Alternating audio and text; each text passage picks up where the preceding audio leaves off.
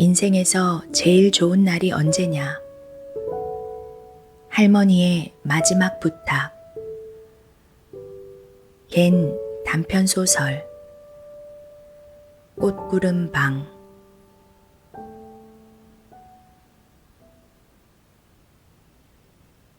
도무지 재미없던 시절 두 사람에게 눈길이 꽂혔었다.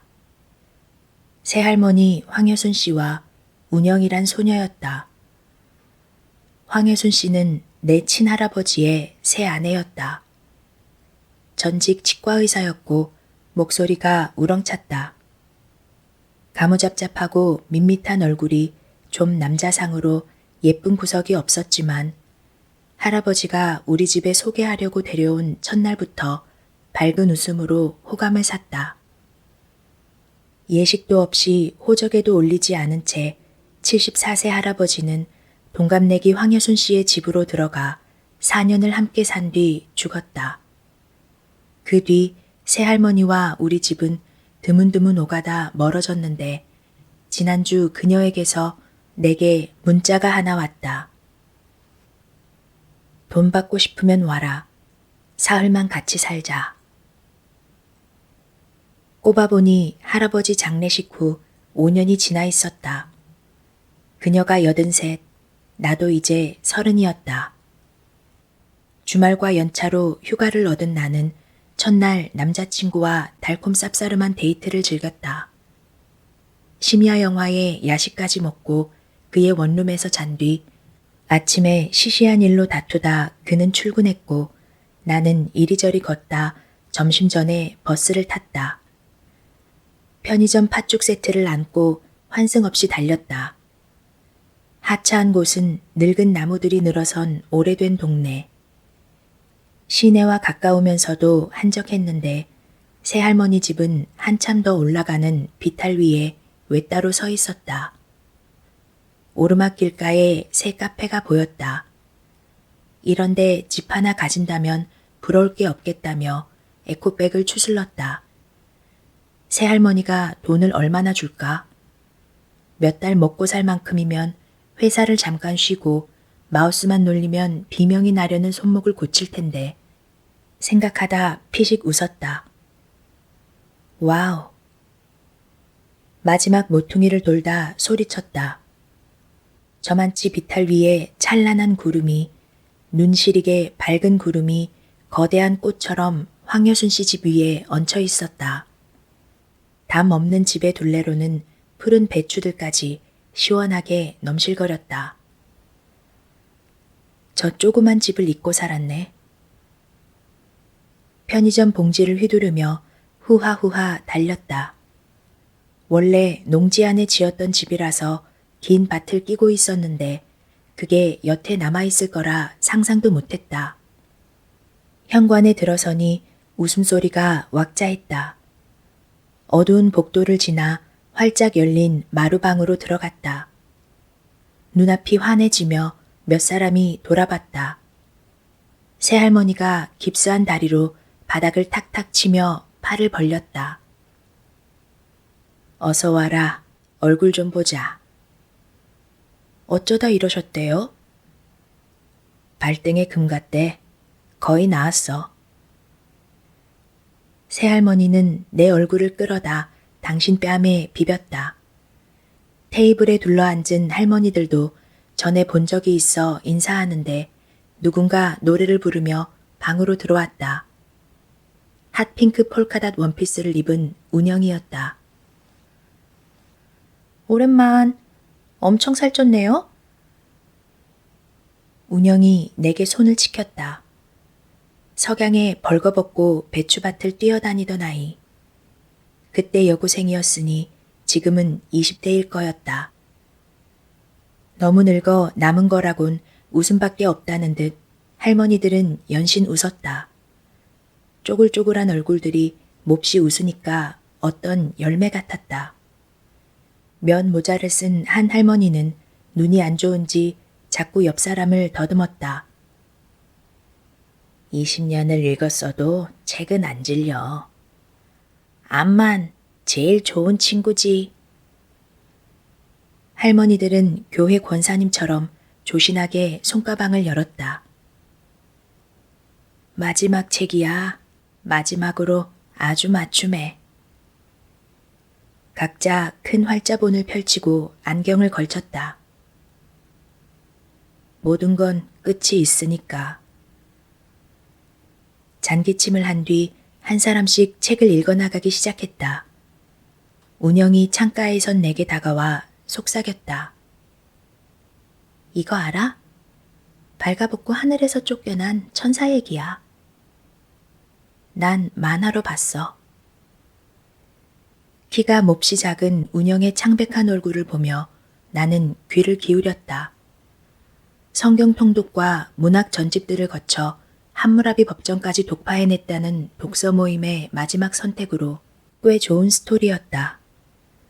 할머니들은 지상의 한 구석에서 일꾼이 돼버린 미카엘 대천사가 하늘을 향해 세상 아름다운 미소를 날릴 때마다 가늘게 목소리를 떨었다. 돌아가신 할아버지 생각이 났다. 엄마 심부름으로 음식을 싸들고 자주 왔던 때에 이 모임을 봤었다. 난 책이라면 좀 하며 슬쩍 도망치는 나를 뒤따라온 할아버지와 비탈길을 내려가 짬뽕을 사 먹었는데 할아버지 얼굴을 자세히 본 것도 숨소리를 들은 것도 그때가 처음이었다. 페이지를 넘길 때 구석에서 밥통이 김을 뿜었다. 새할머니의 노래하는 밥통에서 밥알이 익는 동안 미카엘 대천사는 하늘로 돌아가고 할머니들은 수줍게 웃었다. 나직나직한 목소리와 밤냄새와 돋보기에 떨어지는 햇살들이 마루방을 비현실적으로 밝게 했다. 현관 벨이 울렸다. 새할머니가 주문해둔 음식이 배달됐다. 운영과 나는 밥을 푸고 전골과 보쌈들을 날랐다. 여태 감흥에 젖어 발그레한 할머니들이 젓가락을 챙겨놨다. 이제 마지막으로 당신 얘기를 해봐. 온갖 소문은 잘도 털면서 크레물린처럼 당신 속내는 안 열잖아. 더운 밥을 먹느라 맺힌 땀을 닦으며 더듬이 할머니가 말했다.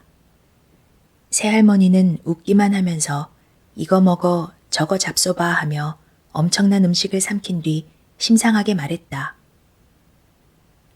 나는 50년은 감옥에 갇힌 듯 살았고 30년은 이 집에서 배추 보며 살았어. 하필 배추냐고. 접시를 들고 바닥에 앉은 운영이 쿡 웃었다. 운영은 작은 집게로 음식을 듬뿍듬뿍 집어먹었다. 배추가 어때서? 배추랑 할아버지가 있어 난 너무 좋았다. 할아버지뿐인가? 당신은 의사라서 돈 걱정은 없이 살았잖여. 집도 땅도 있고 딸린 식구 없이 홀가분이 뭐가 아쉬웠겠수.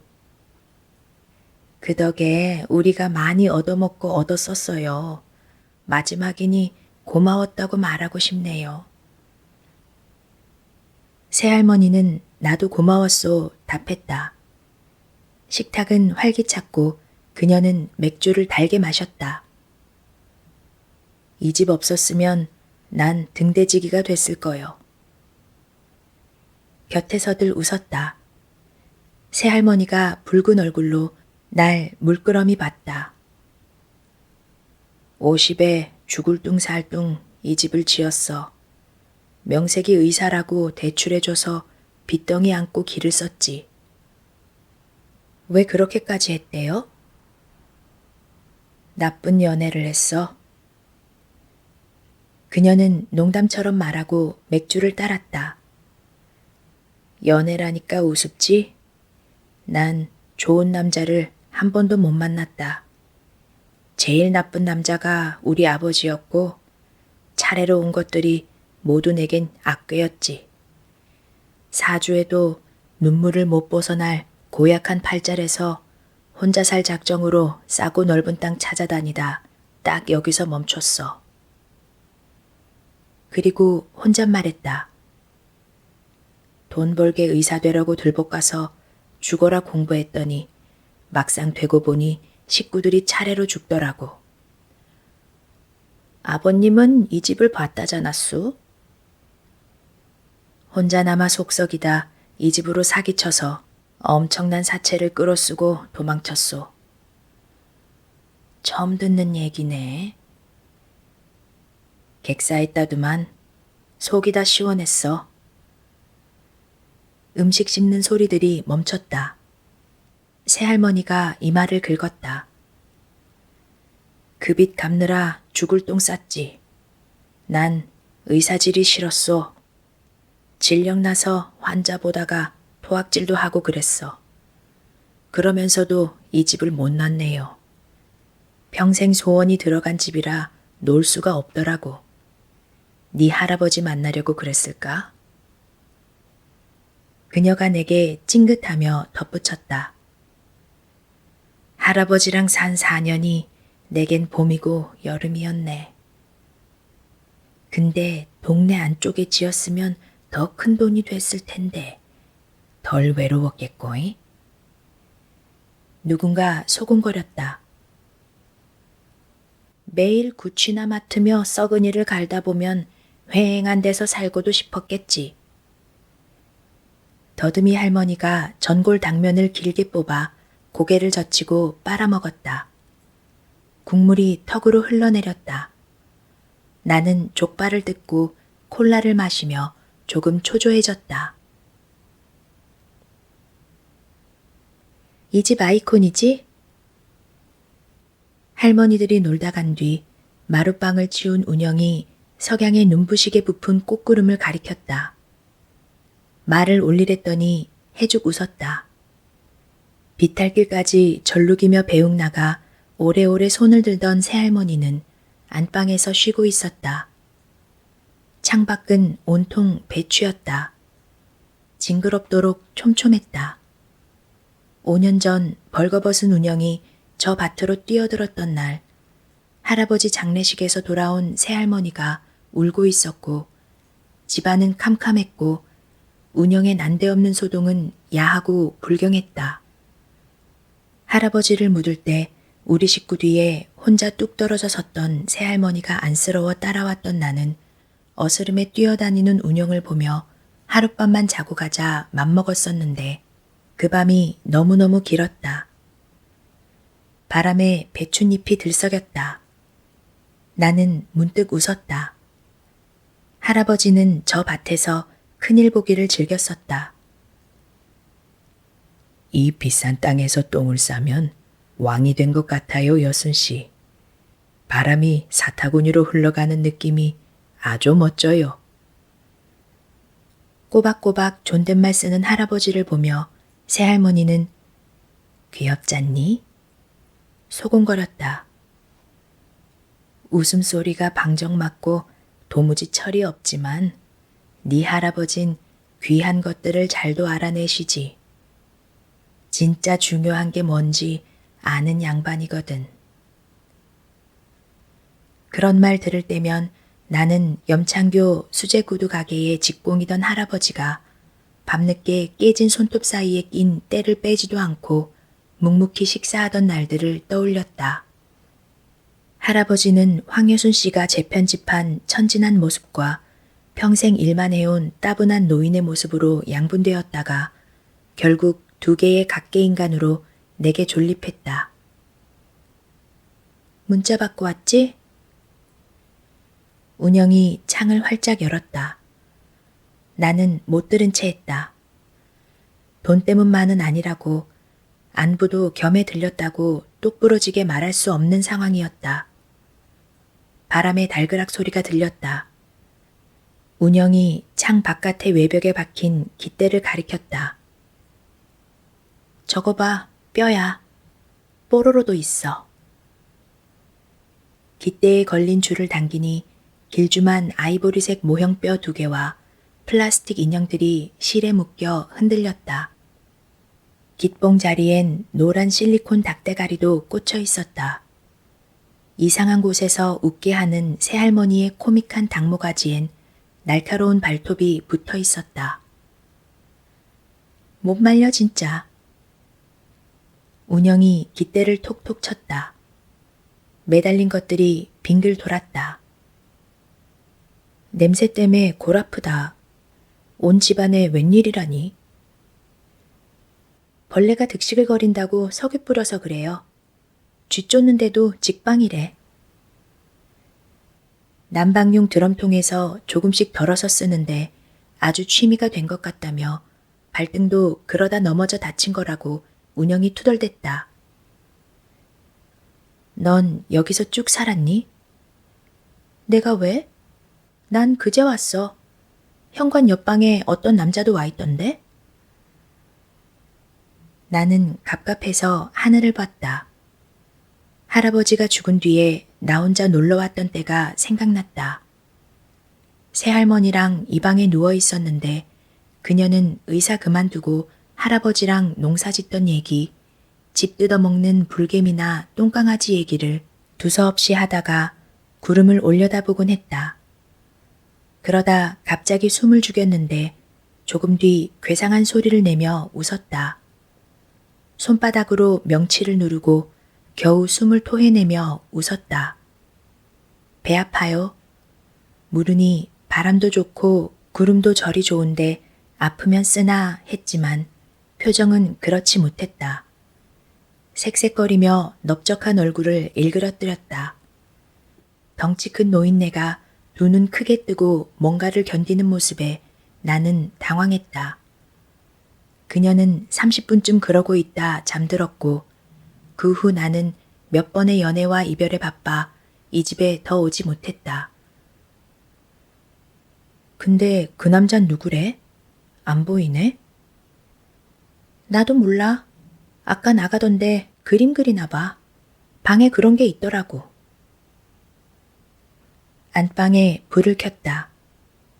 늦여름 바깥은 아직 훤했다. 새할머니는 팥죽을 먹고 운영과 나는 캔맥주를 마셨다. 천장이 낮은 납작한 집에서 거실을 겸한 마룻방이 제일 넓고 안방은 비좁았다. 땅콩이 맛있네. 입술을 핥으며 운영이 침대에 기댔다.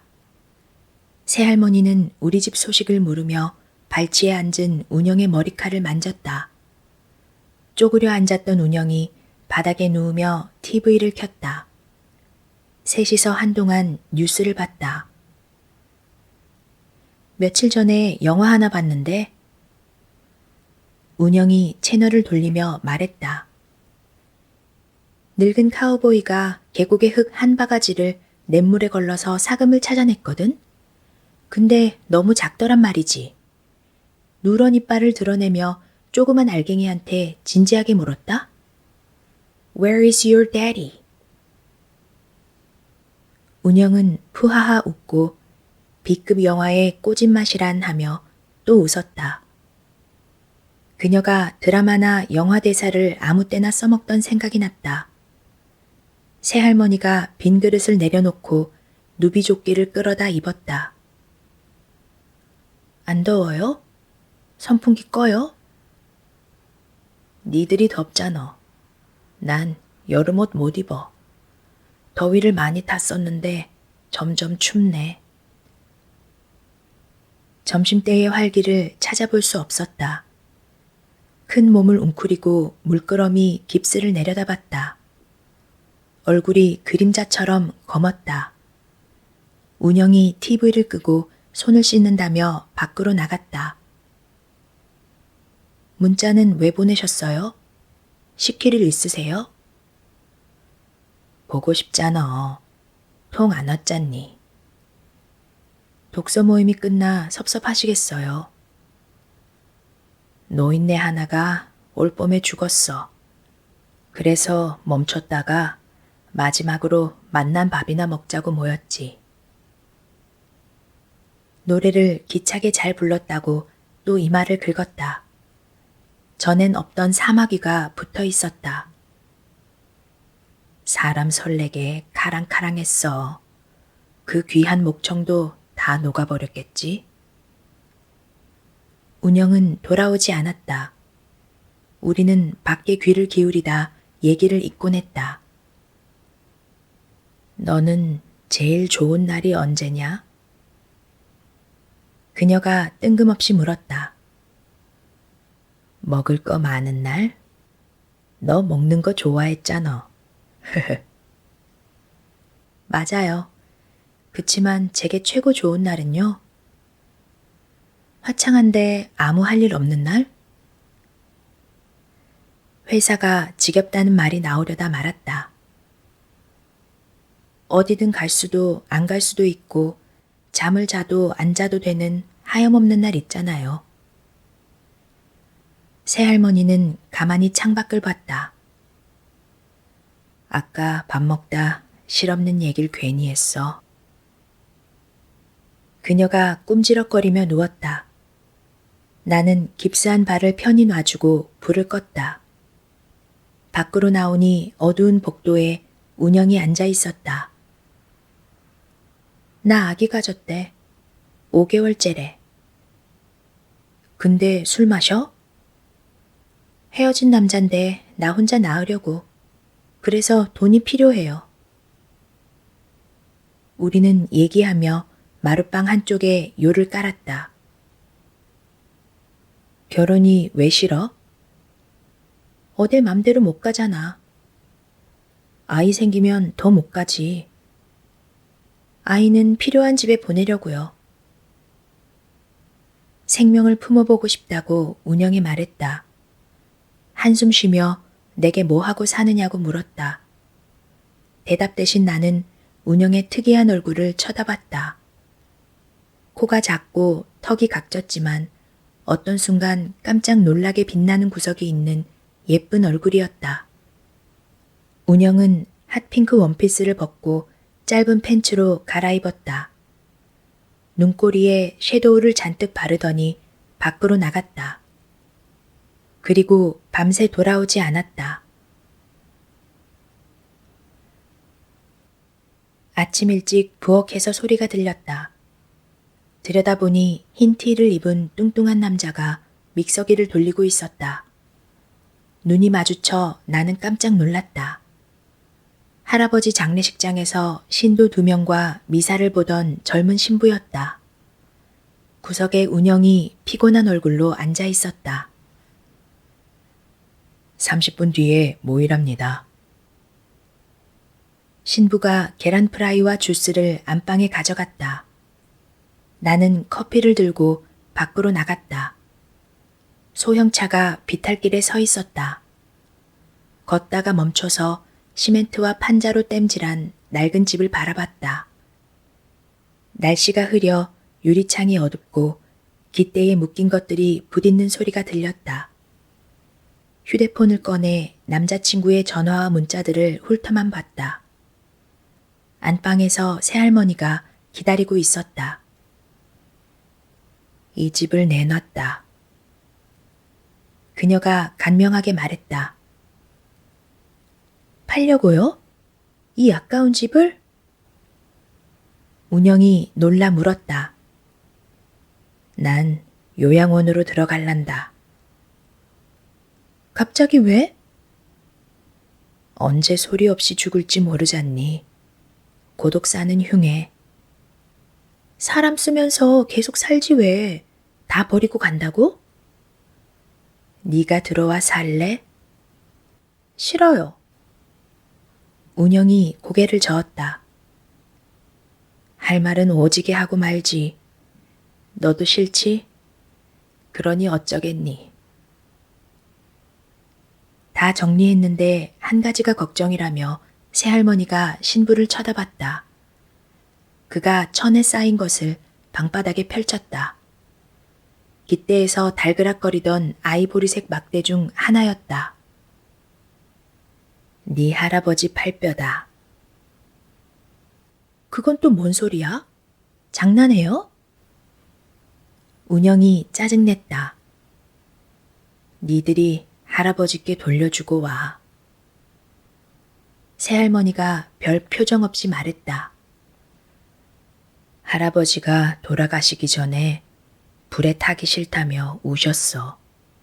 안 태우겠다, 잘 묻어주겠다 했더니 다음 날엔 또 깜깜한 땅 속에 들어가기 싫으시대. 너희 집에서 화장은 안 한다며 산에 묘를 썼잖니. 발인 전날 미사 볼 때 내가 몰래 잘라냈어. 나는 피식 웃어버렸다. 말이 안 되잖아요. 입관할 때 우리 식구 모두 할아버지를 지켜봤거든요. 그 자리엔 참석도 안 하시고선. 새할머니는 애매하게 끄덕이더니 날 비스듬히 보며 그랬지. 했다. 그리고 신부를 향해서 꼭 그 일로 성직을 그만둔 게 아니라지만 어쨌든 지금은 신부도 신자도 아니라니 미안하다고 말을 돌렸다. 근데 왜 밖에 걸어놔? 소중하다며요. 운영이 코에 닿을 듯 뼈를 탐색하며 물었다. 평생 구두방에 갇혀 사셨는데 시원하게 비바람 맞으면 좋잖니. 볕도 원 없이 쬐고. 딱 부러지는 대답 없이 두루뭉술 넘어가는 대화에 나는 화가 났다. 이젠 내가 돌볼 수 없어서 되돌려 놓자 했더니 저 친구가 못한대.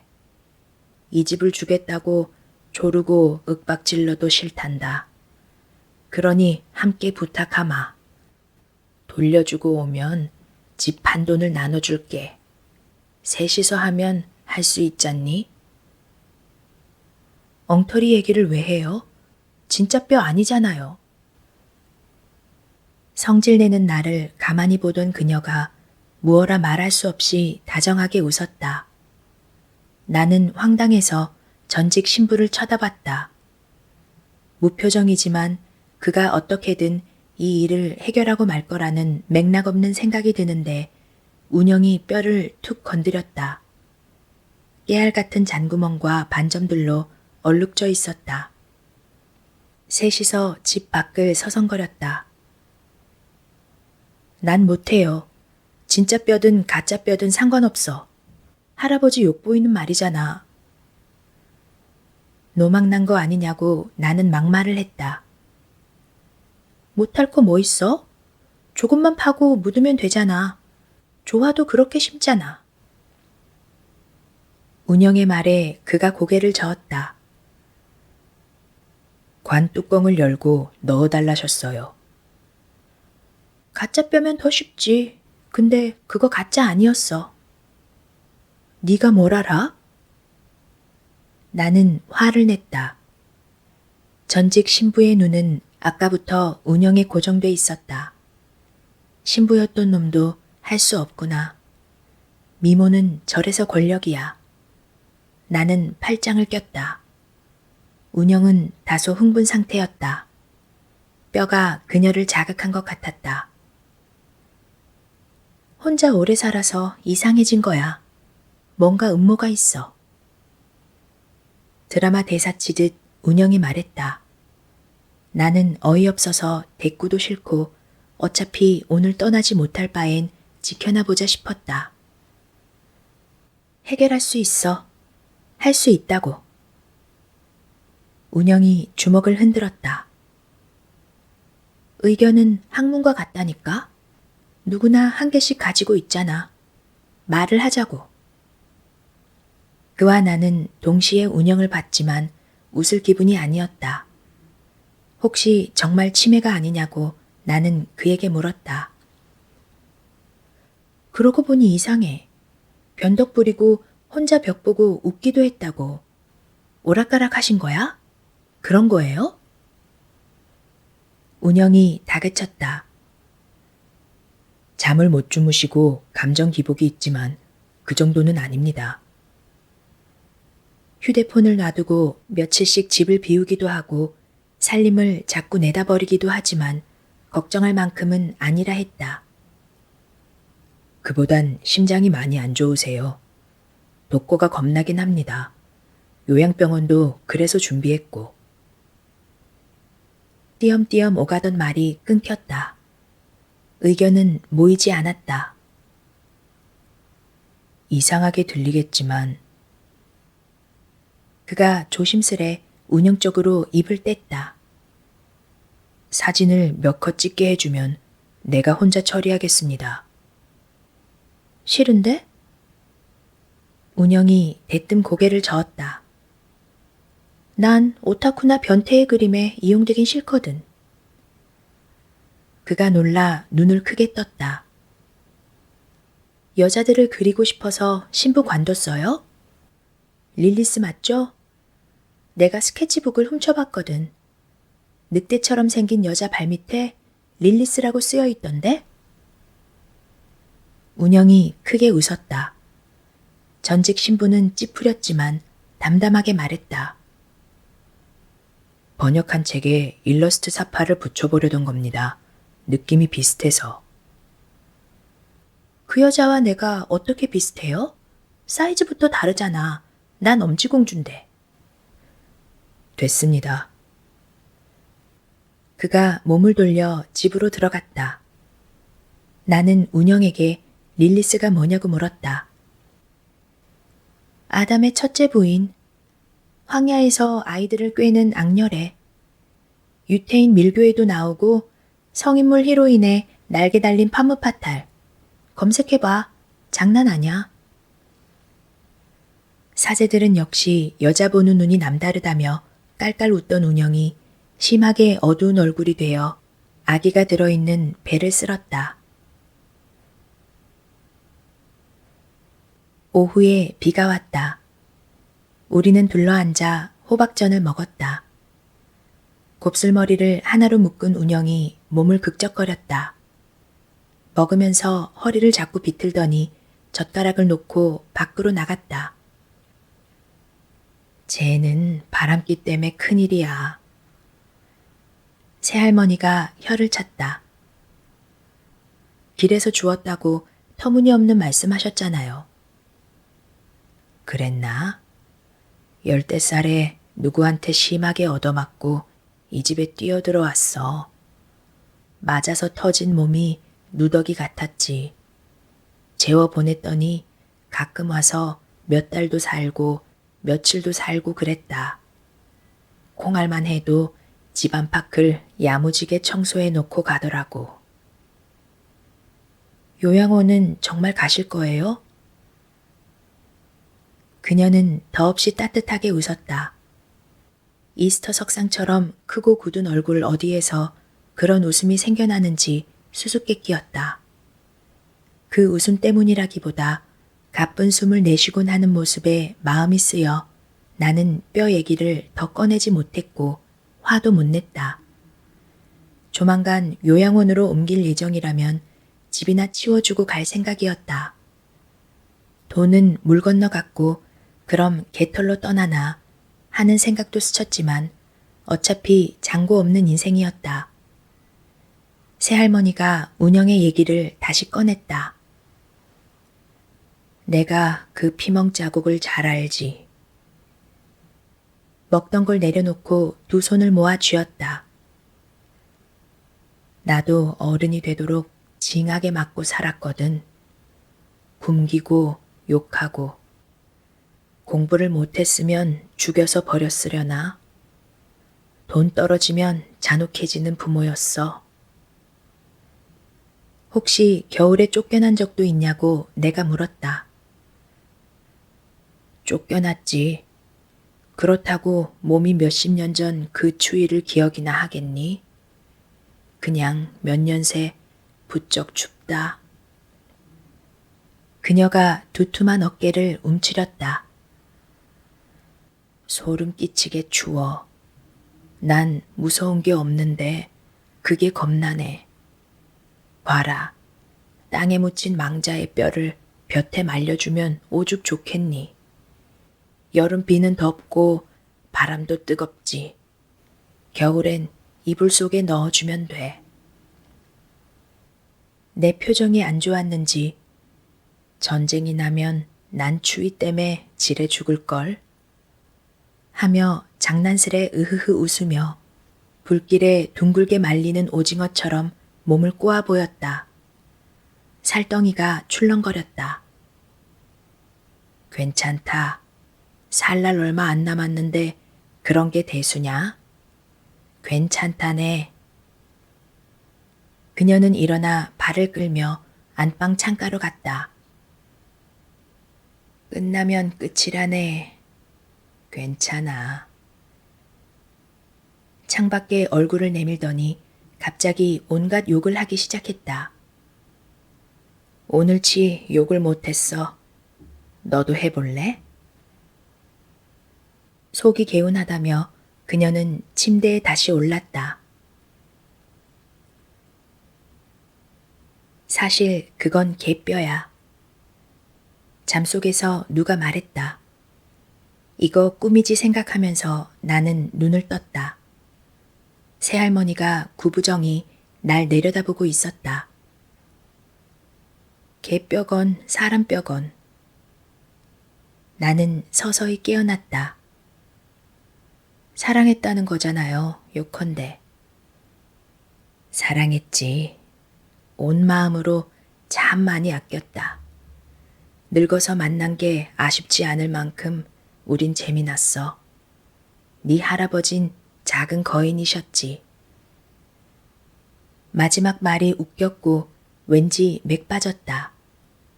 술을 마시다가 안방에서 잠들어 버린 모양이었다. 나는 널린 캔과 접시들을 치우다 짜증냈다. 약 좀 그만 쳐요. 머리 아파. 벌레도 별로 없구만.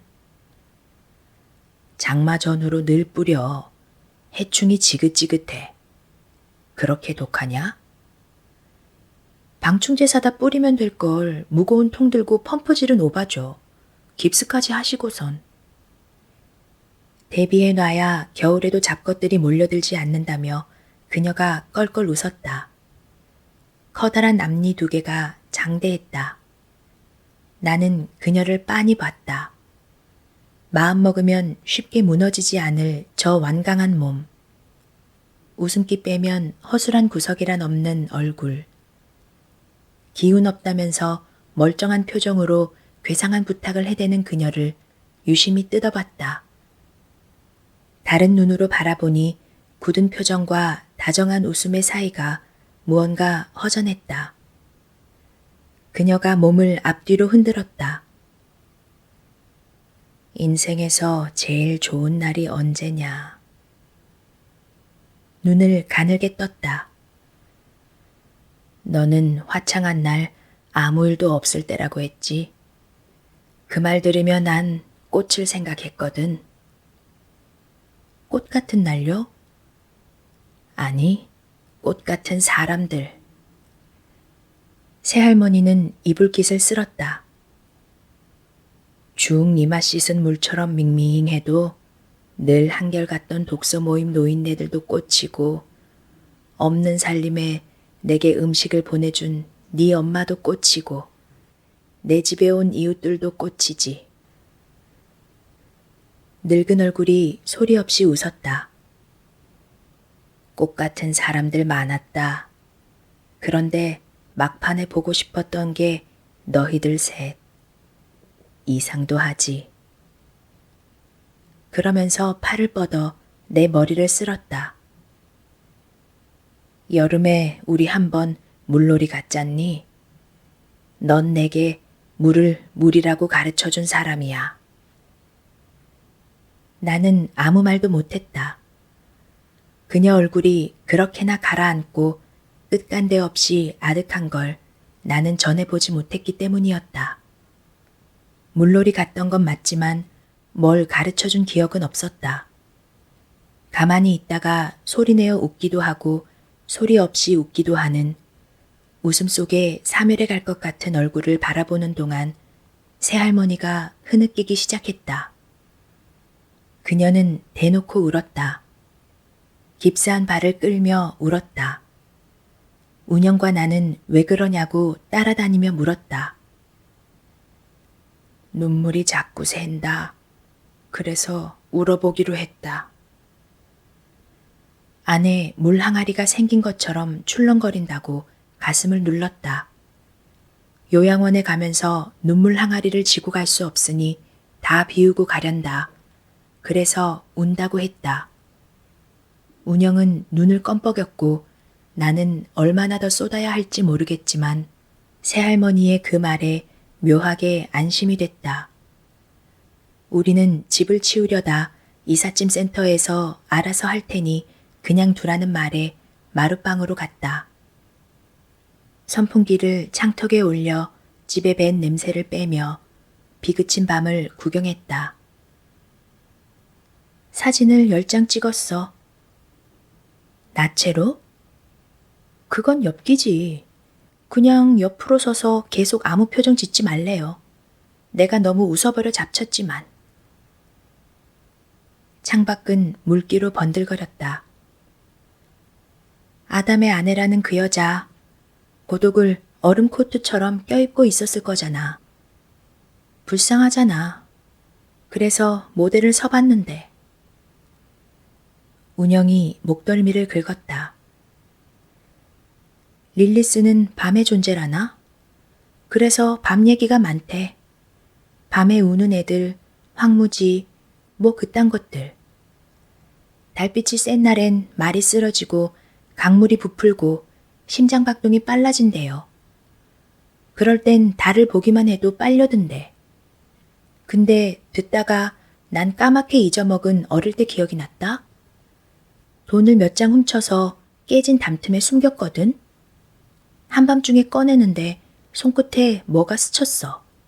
쥐였을까? 그때부터 운영은 혼자 묻고 답했다. 입을 다물지 못했다. 나는 생리되면 색이 터져요.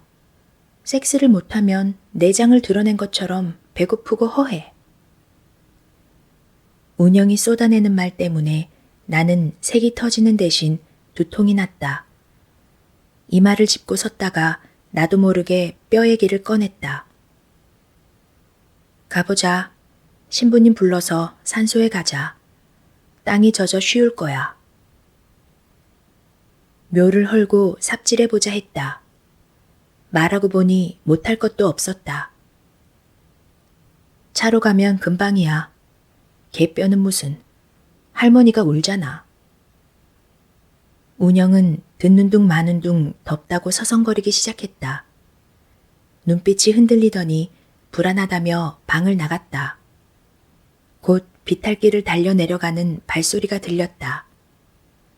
나는 눈을 감고 누웠다. 납작한 집으로 무거운 바람이 거슬러 왔다. 눈알만 밝은 검은 여자가 구부리고 서서 비스듬히 날 보고 있었다.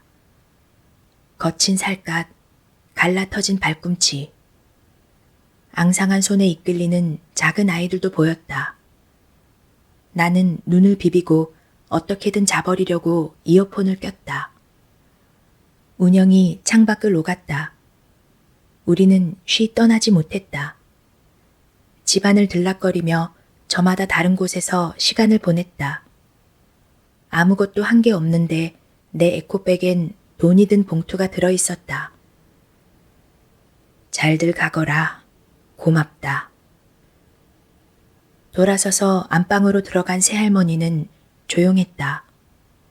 방문을 열어보니 자겠다며 이불 속에서 손을 흔들었다. 나는 잿빛집의 외벽에 기대 땅바닥을 오래 봤다. 전직 신부는 집 뒤쪽 경사진 곳에서 책을 읽고 운영은 가방을 팔에 끼고 나무 아래 앉아 새할머니에게 받은 금목걸이로 햇빛을 튕겨보고 있었다. 오후 1시. 내가 그 집을 떠나 비탈길을 터벅터벅 내려갈 때 펑 소리와 함께 집이 불탔다. 나는 전직 신부와 운영이 각기 다른 방향에서 집 쪽으로 달려가는 걸 봤다. 작은 집이 밭 가운데서 몽글몽글한 연기 속에 타오르고 있었다. 그가 다급하게 뛰어들었고 소리치며 뒤따르던 운영이 뒤돌아서 도망치다 멈춰 불을 바라보았다. 둘레로는 푸른 배추들이, 하늘엔 새하얗고 거대한 꽃구름이 활짝 피어 있었다. 눈이 부셨다.